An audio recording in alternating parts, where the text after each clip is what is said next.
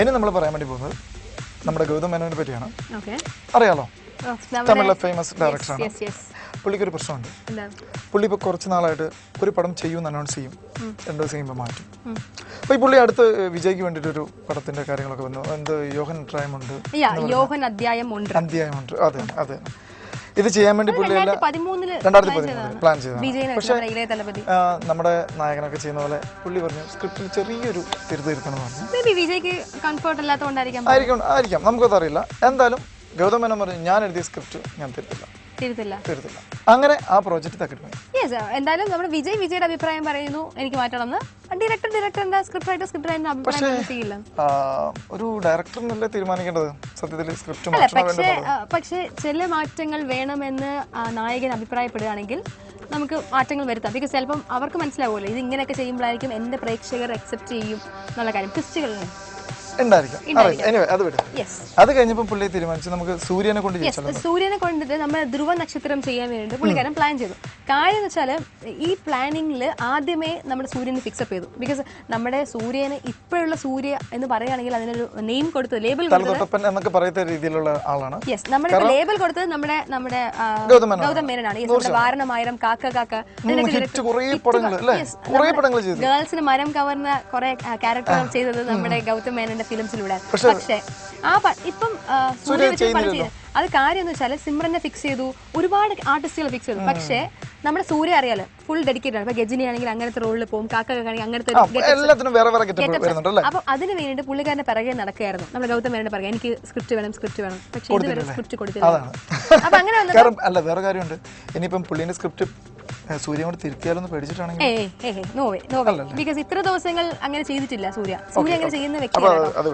അപ്പം അങ്ങനെയുള്ള സ്ഥിതിക്ക് സൂര്യ ബാക്കൗട്ട് ചെയ്തു. കാര്യം എന്ന് വെച്ചാൽ പുള്ളിക്കാരന് വേറെ ഫിലിംസ് ഓഫേഴ്സ് ഒക്കെ വന്ന് ഡേറ്റ്സ് ഒക്കെ കൊടുത്തു. അപ്പോഴത്തേക്ക് നമ്മുടെ ഗൗതം മേനോൻ കാണിച്ചു വെച്ചാൽ ഞാൻ വളർത്തിക്കൊണ്ട് വന്നതാണ് നിന്നെ എന്നൊക്കെ പറഞ്ഞ് പബ്ലിക്കലി പ്രശ്നങ്ങളൊക്കെ ഉണ്ടാക്കി.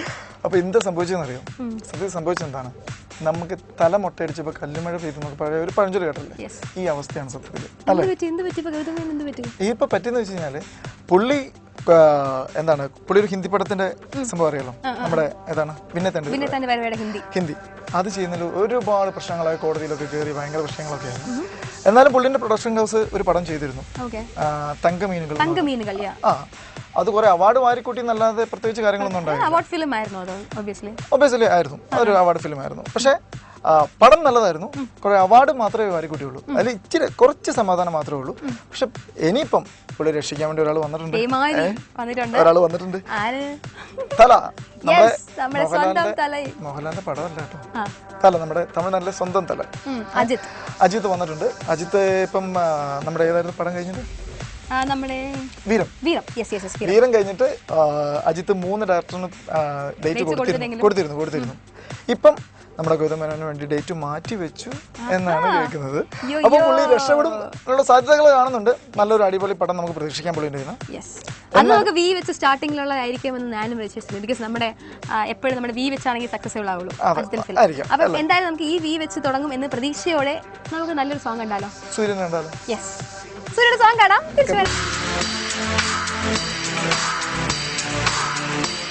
എടാ സബാനെ പറഞ്ഞു സബാനെ എന്ന് വിളിക്കുമ്പോൾ എനിക്ക് പോസിറ്റീവ് എനർജി. പോസിറ്റീവ് വിളിക്കുന്ന എന്നറിയോ? മറ്റേ ഇത് ഓർത്തിട്ടല്ലേ അല്ലേ? എനിക്ക് കാണുമ്പോ എന്തെന്നറിയത്തില്ല, സബാനെ നിങ്ങക്ക് തോന്നിയോ ഞാൻ വെള്ളം അടിക്കുന്നു? എനിക്കറിയത്തില്ല. എന്തായാലും ഞാനേ നമ്മുടെ ഹർമൻ ബവാജയെ കുറിച്ച് പറയായിരുന്നു. നമ്മുടെ ബിഭാഷന്റെ പുതിയ ഞാൻ പറയട്ടെ, ഹർമൻ ബവാജ എന്ന് പറഞ്ഞ ഒരു പുതിയ അപ്കമിങ് ഹീറോ ആണ്. പുള്ളിക്കാരൻ നായകനായി എത്തുന്ന ചിത്രം ഓഗസ്റ്റിലാണ് റിലീസ് ആവുന്നത്. അതിനുശേഷം ദിഷ്കി എന്നാണ് പടത്തിന്റെ പേര്. അതിനുശേഷമാണ് ഒരു നല്ല സങ്കല്പം നമ്മൾ പുറത്തു വരാൻ പോകുന്നത്. എന്താണ്? പക്ഷെ വേറെ കാര്യമുണ്ട്, 8 വർഷം സ്നേഹിച്ചു. അത് ഭയങ്കര വിവാദമായിരുന്നു, നിങ്ങൾക്ക് എല്ലാം അറിയാലോ. 8 വർഷം വളരെ കാഠിന്യമായിട്ട് വളരെ സ്ട്രോങ് ആയിട്ട് സ്നേഹിച്ചു. ഇതിനിടയ്ക്ക് വേണ്ടാത്തൊരു പണി വിഭാഷ കാണിച്ചു. എന്താണ്? ചുമ്മാ കറി വിവാഹം കഴിക്കണം എന്ന് പറഞ്ഞു. മോശമല്ലേ? സത്യമായിട്ട് മോശമായിട്ടുള്ള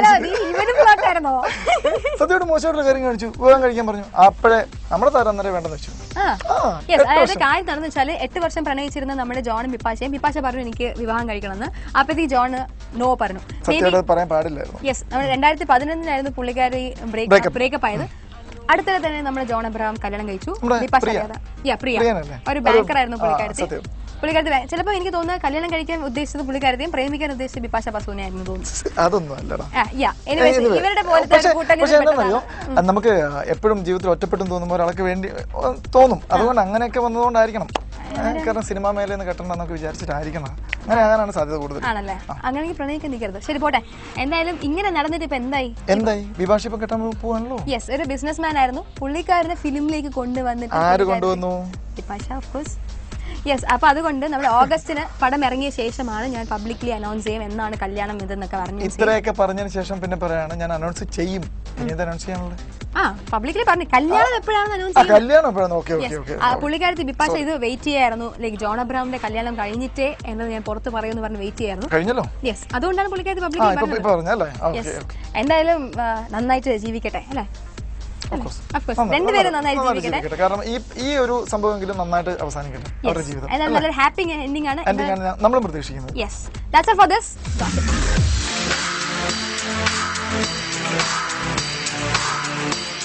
എടാ, നല്ല ചുമന്ന ചുണ്ടുകൾ, അതിനുള്ളൊരു സിഗരറ്റ് ഇങ്ങനെ പോകുന്നു എന്നാലോചിച്ചെങ്കിൽ രസമായിരിക്കുമോ നന്നായിരിക്കുമോ? അത് കുറച്ച് awkward അല്ലേ? പക്ഷെ നമ്മുടെ ഹിന്ദി നടിമാരല്ല. ഇപ്പം എന്താണ് നമ്മുടെ കരീന കപൂർ, വിദ്യാ ബാലൻ നമ്മുടെ മലയാളി താരമായിരുന്നു. അവര് ഫിലിമിന് വേണ്ടിയിട്ട് വലിച്ചിട്ടുണ്ട് 2-3 പടങ്ങൾ.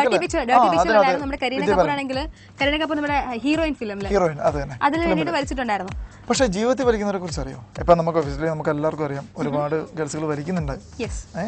പക്ഷെ പരസ്യമായിട്ട് ഇത്രയും വലിയ സ്റ്റാറുകൾ പരസ്യമായിട്ട് വലിക്കുന്നത് ഇപ്പം എന്താണ് റാണി മുഖർജി.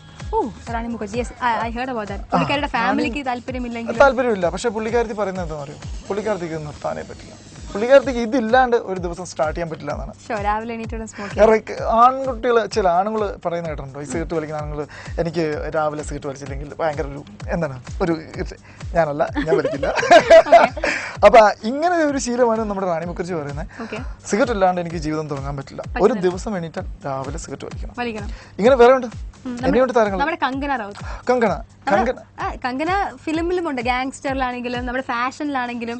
അത് ഇപ്പം ഞാൻ ഒരു സ്റ്റാർ ഒക്കെ ഞാനോടും ഫിലിമിൽ വലിക്കാനൊക്കെ പറഞ്ഞാൽ ഞാനും വലിക്കും. പക്ഷെ ഞാൻ ജീവിതത്തിൽ വലിക്കില്ല.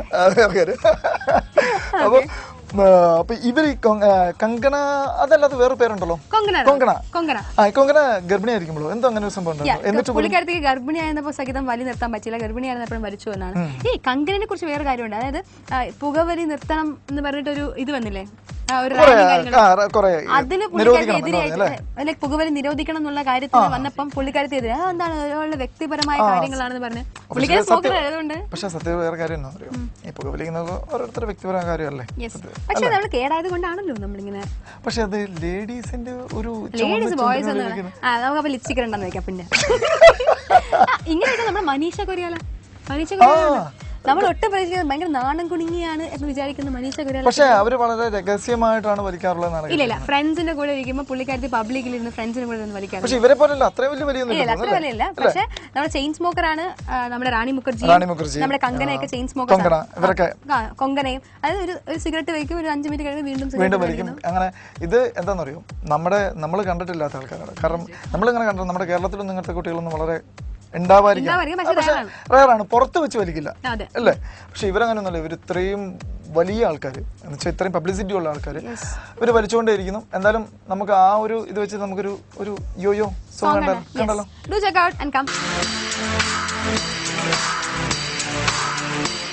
ഇന്നത്തെ ഗോസിപ്പ് ഇവിടെ വൈൻഡപ്പ് ചെയ്യേണ്ട സമയമായിരിക്കാണ്. സവാനെ വീട്ടിൽ പോയാലോ? വീട്ടിൽ പോകോ വേണ്ട, നമുക്ക് പോവാം. എന്തായാലും അടുത്ത ആഴ്ച വീണ്ടും കാണാം.